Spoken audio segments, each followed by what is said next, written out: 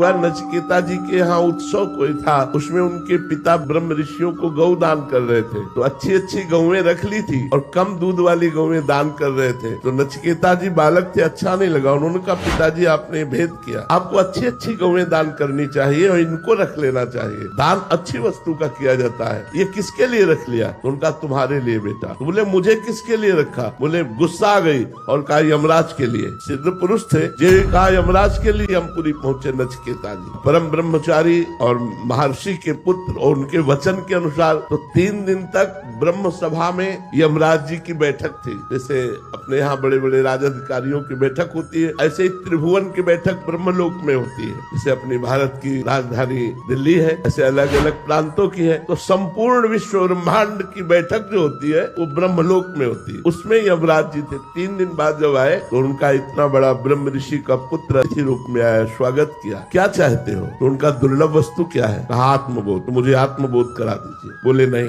तुम मृत्यु लोक का संपूर्ण वैभव स्वीकार करो, लेकिन तुम्हें आत्मबोध नहीं प्रदान कर सकते। नचिकेता ने कहा मृत्यु लोक का वैभव नहीं, मुझे आत्मबोध चाहिए। बोले स्वर्ग की समस्त अप्सराओं का भोग और समस्त वैभव का भोग स्वीकार कर लो, लेकिन तुम्हें आत्मबोध नहीं देंगे। उन्होंने कहा नहीं, मुझे आत्मबोध ही चाहिए। बोले ब्रह्मलोक का ईश्वर स्वीकार कर लो। उनका नहीं, मुझे आत्मबोध ही चाहिए। तो